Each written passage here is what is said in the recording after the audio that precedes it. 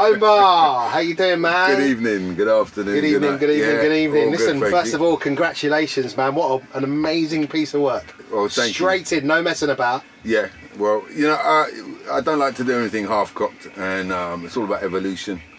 And my brother on this part of the journey, helping out really. You know, we worked before. Scratch Professor. The Scratch Professor.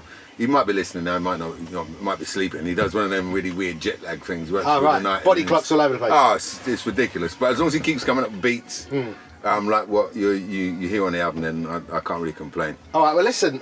First of all, let's step back and play some of your classics that you've done before this album's got. Let's have a little look at your work so far. Some of it. Did I do that? You did all them.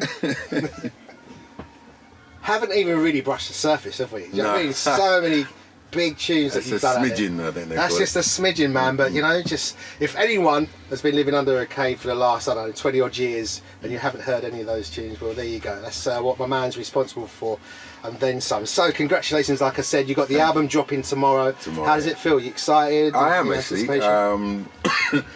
Excuse me. It's been quite phenomenal, the response, just from the little snippets we've been putting up. And you know, I think it's because of the technology and the futuristic state that we live now. So it's much easier for people to hear my stuff before it's out.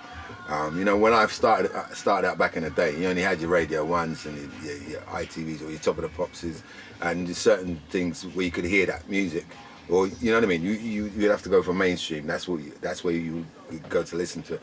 Whereas now people can listen to my music anywhere, and it's made such a difference. I think it's made such a difference to the music industry as a whole.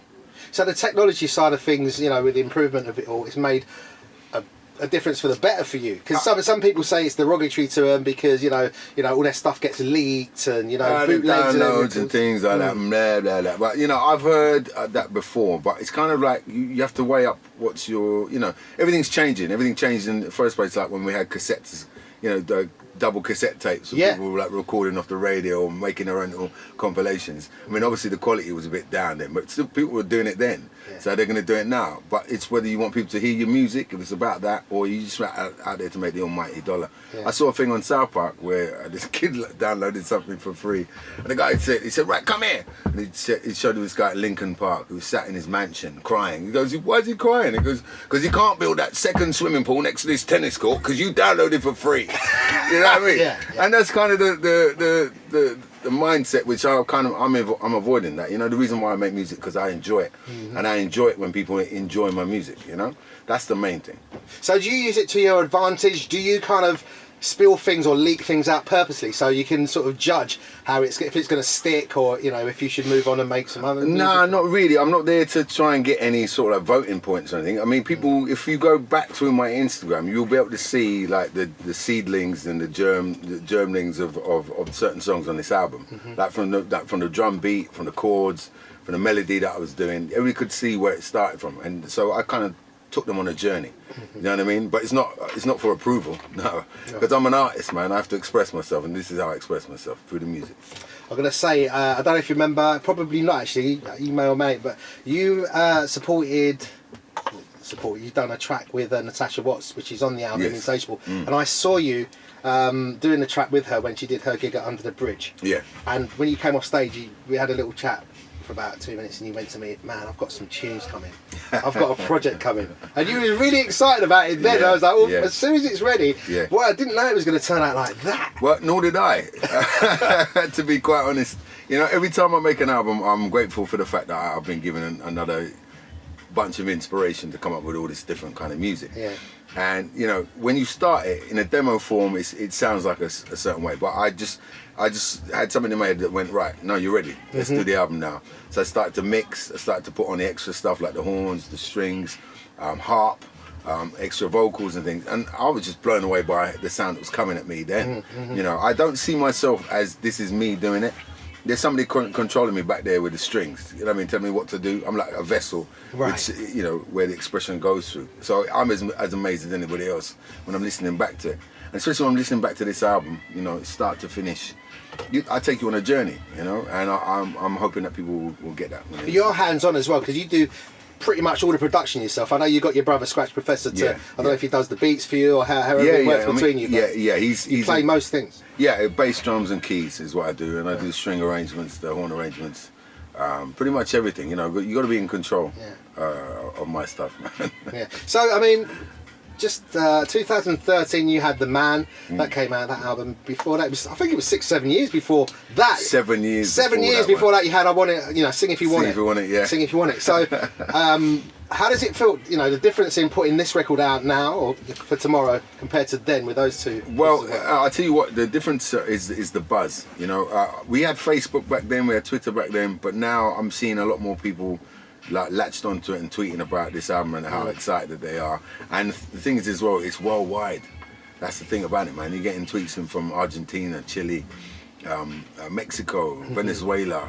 It's just ridiculous where it's come from. Japan, China, you name it, it's coming in. And I'm really grateful for that. You know, 33 years I've been doing this. Wow. You know, and every time I finish an album, I'm like, right, that's it, I'm spent. What am I going to do next? But sitting in the studio with my brother from day to day, and then he does a thing, and he just makes a beat that makes me respond. And I come up with a melody, and then on top of that, I've got to do the little string arrangements. And then he goes back, and then he cuts it up, and it's just, it's something magical. And to do it in your own studio as well. Give thanks for that, man. I built that in 2003, because I kept moving around from label to label. And I was like, you know, what's the main thing I need to get out of this? And first thing I said to myself is a studio. You need a base to work from. If you're going to create stuff, then you can go and create. And then just deal with everything else after that. You know, whether it sells or whatever. That's, you know, the main thing is to be able to create music without having to worry about the bills. And the light getting shut off and all that. Yeah, man. Yeah. Backyard. Back on my yard. Backyard. All right, so you've already spoken about collaborating with your brother, Scratch Professor. Some amazing collabos on there. You've got Robert Glasper, which we're playing right here on Mi-Soul. Ty, Flow Assist. We're going to play the track that we first got from this project, barring, you know, the EP that came in the last year. We're going to play Gave My Heart. And this tune, this is just a ridiculous record. Like I said, the whole album's sick. But when I heard this, what? It took my head off, man. So let's play this one. Omar, the legend in the house. Let's get into this one. Gave My Heart, featuring the great Leon Ware.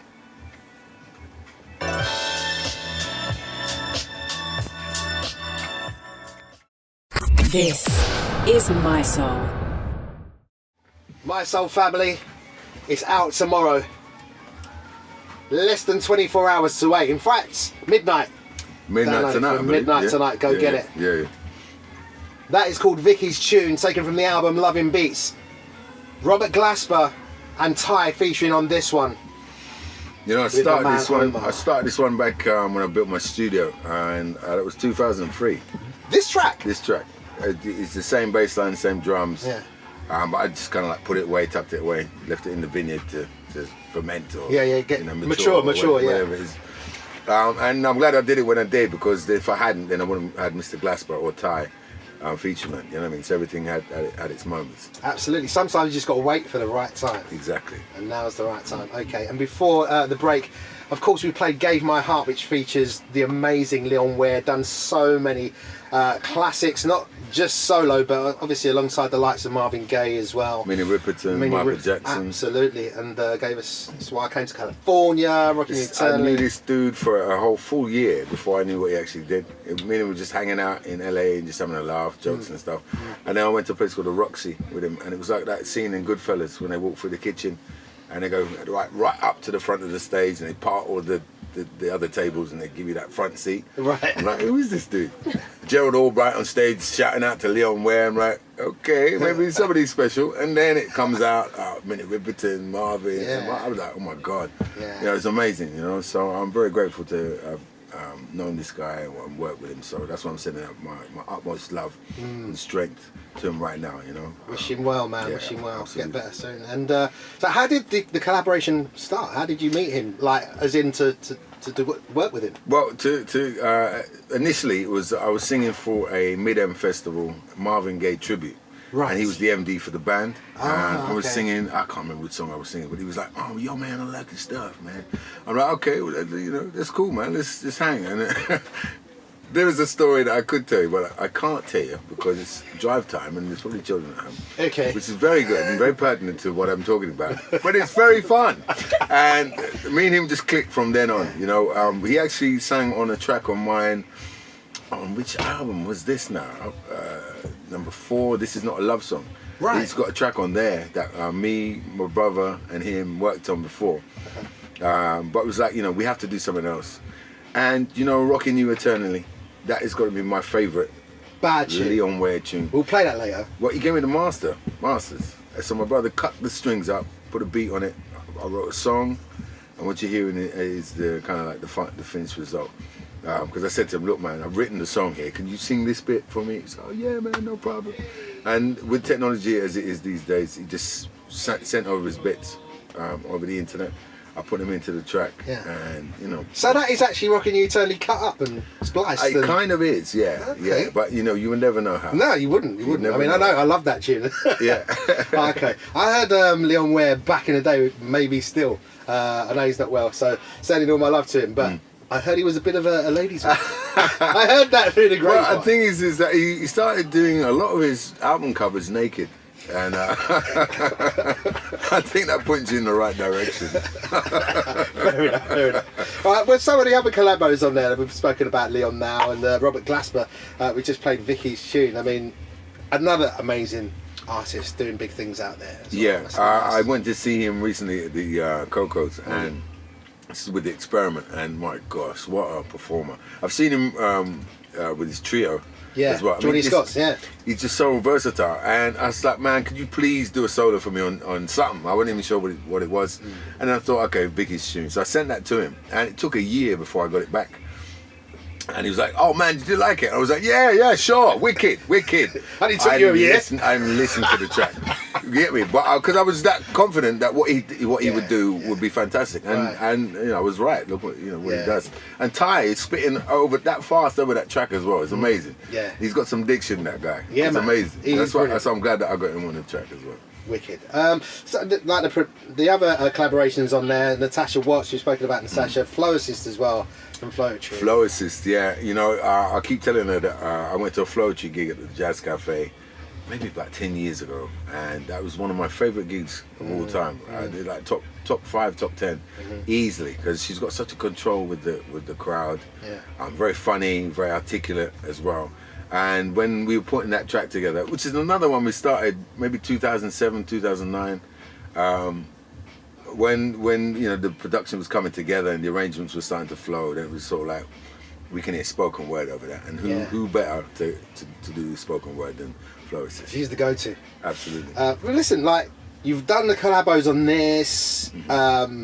There's so many people that I know would love to collaborate with you. We've had Stevie Wonder saying, you know, famously quoted, "When I grow up, I want to be like Omar." Yeah. You've worked with him. You've worked with Erykah Badu, Angie Stone. Is there anyone who's left out there now that you would like to work with that you haven't done on this album or? You know, on this before? album, well, I mean, I would love to work with Bill Withers.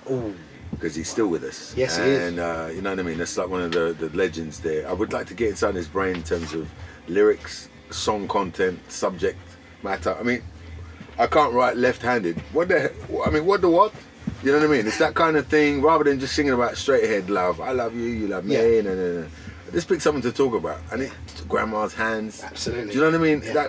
That takes a certain special type of brain, you know what I mean? If I could pick it for like, maybe a lobotomy or something, you think I could just get some of his brain. His brain matter. That would be like a ridiculous collaboration. And you know, I like to work with legends each time. You know, like I said, I've been fortunate enough to work with Leon, Lamont Dozier, Stevie, David Frank, Jeff Lorber. I mean, it just Harvey Mason, Sarita Wright.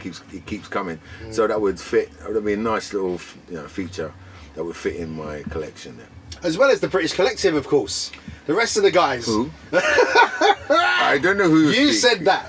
You said that. So yeah, obviously we was here the other day, man. It was only the other week, mate. Yeah, so yeah, big love to Junior, Noel, Donny, Lee, John, and Noel.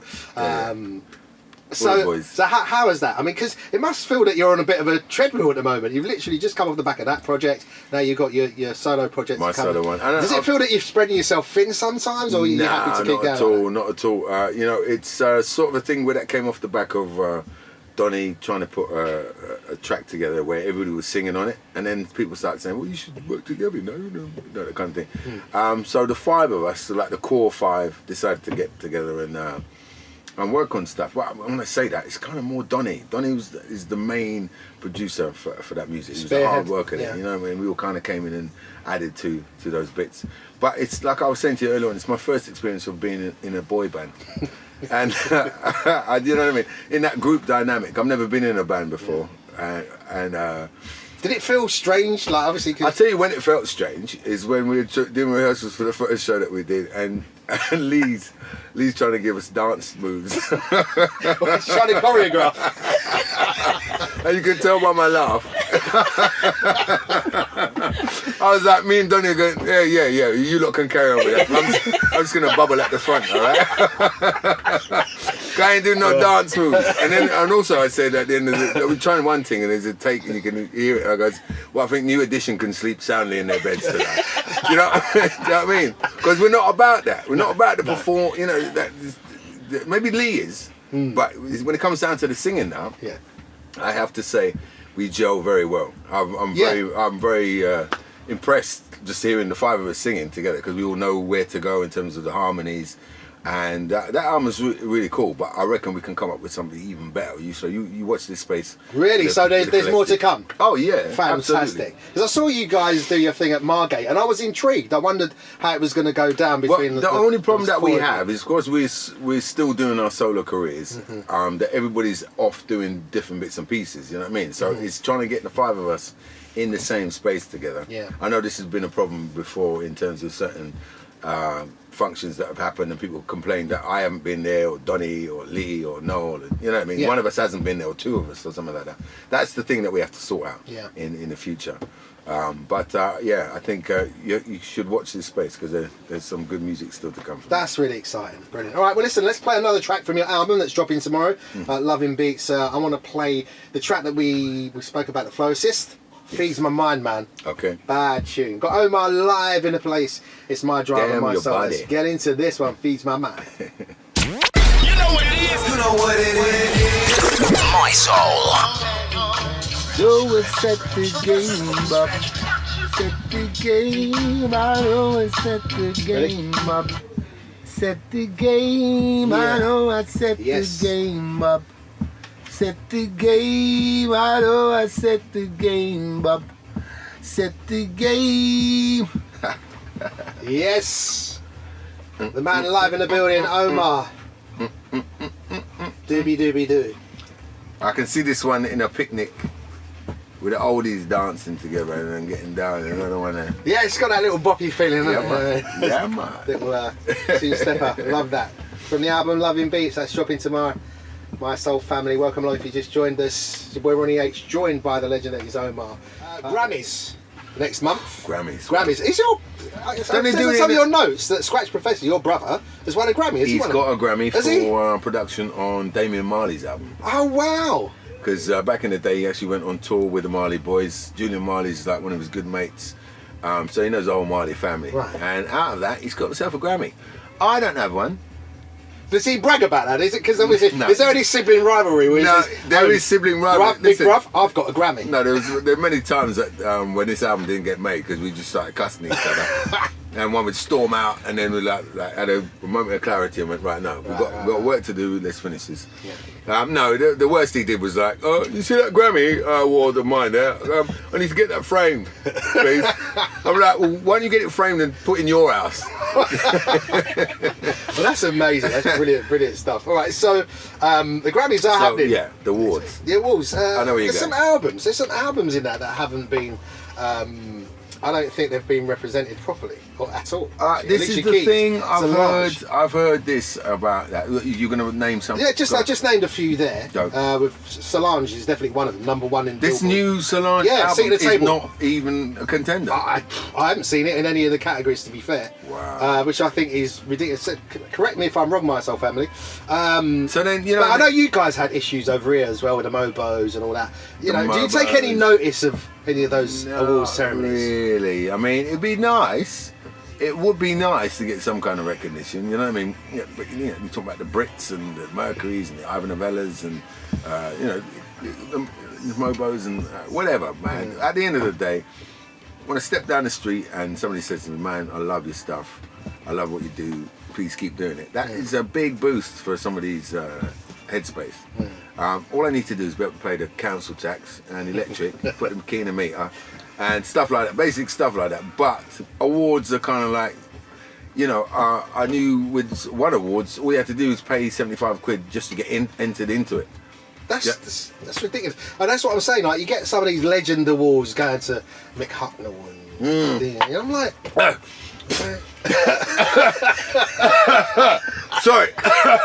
Do you know what was that name? Do you know what I'm saying now? What was that name? Do you know what I'm saying? Yes, I know exactly what you're saying. So at the end of the day, I know of people that have been passed over when they've come up with amazing pieces of work. Yeah. But what I'm saying is don't worry about that, man. Like my catalogue is what's going to stand for the test of time, basically. Yeah, it's the catalogue of what I've done. Most of my stuff, nobody would even know what it is. People start still talking about there's nothing like this. I did a thing on Facebook. This guy comes to my gig and he shows, I'm at Omar's gig and it's really good and stuff. One of his mates text, so what did he do? Did he do There's Nothing Like This for an hour and a half? Like, that's the only tune that I have. You know what I mean? EJ. Well, that's just, just forget about that, man. It's about the people that appreciate the music and they love what you do and you expressing yourself and you just stick with that focus. Yeah. And you come up with stuff like this album that I've just done. And we sort of mention it off of Mike as well, the fact that you were signed to RCA back in the day, Talking Loud. Now you're on Freestyle Records, which is independent. Yeah. Big shout out to Greg, big up to you. In fact, you know what? All the independent labels out there, man, like the Domes of this world, the BBs, who kind of, if it wasn't for them, we'd be banging trouble. Well, this is it, and they're getting to flourish now as well, because you see all the majors having to merge and drop certain jobs and things like that. Because you've seen now the truth of the matter, the truth in the pudding, is that certain jobs were superfluous and just not really. What was the point of these people? Because now people are actually going to the source. They're going to the actual artists for their music, and the artist is making the music that they want. Yeah. Do you know what I mean? They're not listening to anybody. A&R, what is that? A&R? A&R is kind of like a dumbed down thing now because people can do that by themselves. Absolutely. Well, that's what they ended up doing. Like the artists ended up building the buzz for themselves and then being signed. Right. And then sometimes a major label don't know what to do with them after that. No, exactly. Which is a real problem. It's a tax write-off. But would you ever consider going back to a major? Unless, I could do. There's benefits of doing it. There's a lot of groundwork that's taken care of with majors, and they've kind of I've seen other black artists now that are getting the sort of attention that they deserve. I mean, obviously it's in the grime stakes or in the world music stakes. It's not with R&B or soul. Do you know what I mean? But they're still getting the attention that I've seen them on adverts. They're getting sponsored by Lucozade and things like that. I think that's fantastic because I never had that back in the day. I believe Maestro's just got he's got a track on a major advert out there. So sure. Yeah. Is that the? Oh right, yeah. I think I know which one it is. I have no idea who Maestro is. Okay then. UK rapper. I'm sure it's wicked. I'm sure it's wicked. UK rapper. All right, you just dropped that one on me. Listen, sorry mate, it's me being a bit of a muso. So listen. Tell people where you're going to be performing, because I know you're going to be performing tracks from this album, a special showcase. We're doing a launch on Wednesday, the 1st of Feb at the Cameo in Shoreditch. It's an hour set, but it's basically to celebrate the launch of this album. We're actually going to be doing another one in March for the release of the vinyl. You got vinyl coming? Vinyl is coming. Yeah, it's coming back. Nice. It is. There's a bit of a resurgence. Do you know, you mentioned cassettes earlier. Apparently, there's a resurgence on cassettes. No, there is not. I'm telling you, true story. No. People are going to go out. I think it's gone up 15% in the last. What? People are buying cassettes. People apparently have still got cassette players. I saw a thing where a guy went out on the street and he was talking about the vinyl, and they were like, these girls, they were big women, were going, what's that? That's like a big CD. Oh yeah, and I remember you used to have to rewind stuff. Do you know what I mean? Nobody has to rewind nothing no more. Just jump that space back. Skip. Exactly, skip. So who would want to do that and go back to cassette? We have to sit there for 10 minutes, apparently. wait for the thing to rewind. Come on, people, we're supposed to be going forward. That's what I'm saying, but apparently I'm just going by the news. Yeah. Okay, so you're going to be next Wednesday, 1st of February. Make sure you check out the Legend at Cameo. I love that venue. I was there a little while ago. Okay. Downstairs, you're downstairs. Downstairs, yeah, that's right. A full band. We'll be dropping the new tunes as well as a couple of young ones. And Omar, before we play another track off the album, is there anything you want to leave us and tell your fans about, or I just want to big up all the fans that have been supporting me throughout all these years, and everybody that was involved in this album as well. You know who you are, because there's too many names to mention. I want to big up Mi-Soul, Ronnie, everybody here, Gordon, all the ladies in here. Not all the ladies. It's just a couple. Don't get the wrong impression. But everybody that supported the music throughout this time, you know. That's the thing that's just kept me going. You've helped feed my kids, put clothes on their back, put shelter over their heads. So enough respect. Listen, before you go, I just want to say total salutations, respect for staying in the game and keeping it so consistent over the years from day one right up to 2017 with this album Loving Beats. It is an amazing piece of work. When I say, and I don't say it lightly, that it's a masterpiece, right? So congratulations on that, and keep doing it, man. I've got to big up my man here, Maurice. From Soul to Streets as well. Everybody, all the street team people, you know what I mean, all the media people, thank you very much for being involved. It's going to be a big year, big things in 2017, trust. I'll drink to that. Or you should drink to that. I'll just press the button. I can smell it. Omar, thank you so much, man. Pleasure. You're a legend. I'm going to play another track, the last track that we're going to play on the show today from this album. This Way, That Way, I think could be a contender for my tune of the album. Favorite. Well, this is heavily influenced by Jay Dilla, because Jay Dilla was a big influence on my brother. I was blessed to actually work with him a couple of times. Really? Yeah, because I was working with Common on his Electric Circus album. Right. So I got to hang out with him in Detroit, put some B-lines down and stuff on his music. The dude is a massive legend. So the effect that he's had on my brother for it to come through on this album is immense. So give thanks. On that note, This Way, That Way. Omar, thank you, brother. Yo, give me something to dance to. You know what to do. My Soul. More music.